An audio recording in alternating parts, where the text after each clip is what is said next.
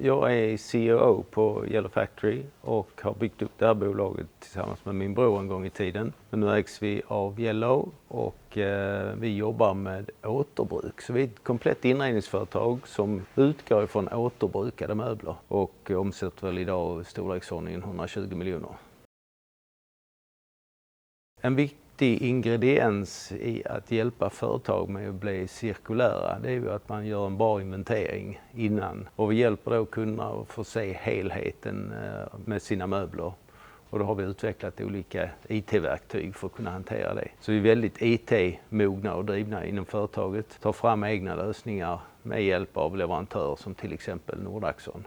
Och just AI-lösningen för oss i det här sammanhanget har varit att när man inventerar till exempel på ett kontor så vill man ju gärna att möbler ska kännas igen. Så vi har byggt upp en databank och då går det väldigt snabbt att inventera om man har sett den möbeln en gång tidigare. Och det har hjälpt oss mycket i vår verksamhet.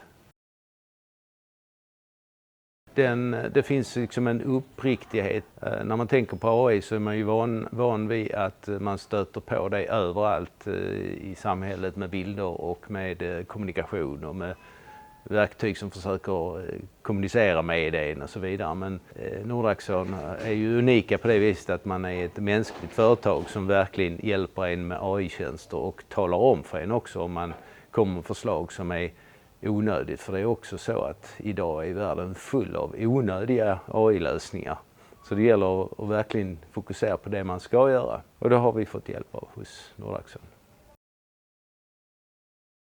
Jag skulle ta en inledande diskussion med Nordaxon så blir man vägledd och guidad. Det är ett bra start på det hela.